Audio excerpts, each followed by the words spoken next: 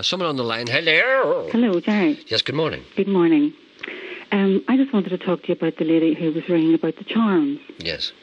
Now, this probably won't go down very well with you, but I want to read you from the Bible. Is that all right? Can I do that? Well, since no one has read me from the Bible for a long time. Well, there you are now. I think I'm ready. Will I sit in any particular position to receive the wisdom? No, you're all right. You just keep your mind open. That's what you need to do. Right, Have an open mind. Okay, now, right. Please bear in mind, I didn't say this. This is not me that's saying this. I didn't make this up. Okay, Who is these it, are the words Leviticus? of God. Okay, now let me tell you. Who is it, Leviticus? It's Deuteronomy. Deuteronomy. One of my favourites. Nearly right. Don't look for omens or use spells or charms, and don't let them consult the spirits of the dead. The Lord your God hates people who do these disgusting things. Now, that is not a safe place for anybody to be in a position where God is saying, I hate what you're doing. That's what God says. I would just, with regard to charms. Sounds like talkback. Yes, it does. It'd be more suitable for David. I do agree with that, but it came up on your programme, so I couldn't just let it go. All right. A lot of people have mixed views about what we regard as charms. Do you know what a charm is, don't you? Yes, I do. It's anything that involves a supernatural force other than God to bring healing. It reaches. You see, there's a conflict here, and I'm sure you know what it is. It's a conflict between our distant past and our recent scientific past. You see, we all, we live here in Ireland, whether you call yourself Ulster Scots, Irish, British, or whatever, we go back a long time. If we've been living in the island of Ireland, back to pagan times. Our ancestors, that's what they did, and they were pagans, and they believed in the mystic, and they believed in the power of healing through supernatural means. And then people came along and said, "To hell with that for a game of cowboys. Here's a doctor here. He'll give you a jag and he'll be okay. Never mind that stuff."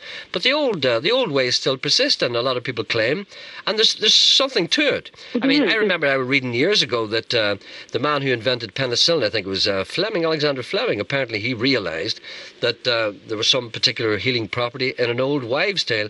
People used to take mould, from outside their buildings, and they used to rub it on a wound, and it just to cure it. And he couldn't figure out what that was. They're just rubbing dirt on it, and then he suddenly discovered that the constituent elements in that were what he called penicillin. And he isolated it. So the old coexists with the new. And I would never condemn what do you call them?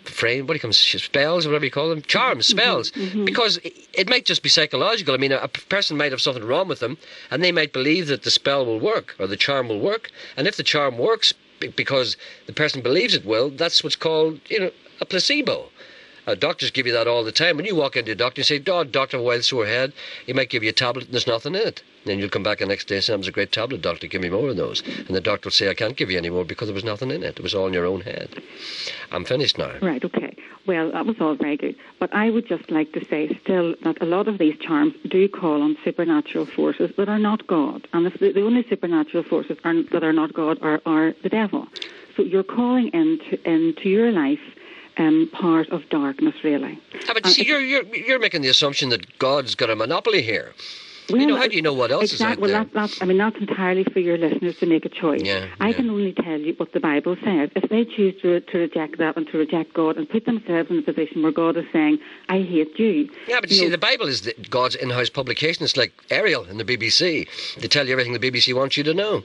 So God's not going to give out about God in the Bible, is he? No, but that's for people to choose. If they want to believe the Bible and put themselves under the authority of the Bible and therefore under the protection of God, which is a safe place to be, that's for them to choose. If they want to move outside of that and risk putting themselves into the realm of evil supernatural forces, then they mustn't be surprised at what else comes into their lives as a result of that. In other words, once they open the bottle, you shouldn't be surprised about what comes out. Exactly. That's just put it very, very well. And once you squeeze the toothpaste, it's hard to get it back in. Exactly.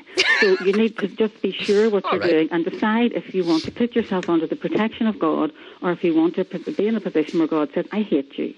Well, I don't know. All I can think, I'm just thinking now at the moment, I wonder how many devils are hanging around Geordie's house. Well, they must be clawing at the rafters. All right, then. Well, that's your point of view, and you're quite entitled to put it. Thank you. Not at all. Thank you very much. Thank you. Bye-bye. Okay, bye. Right, here's a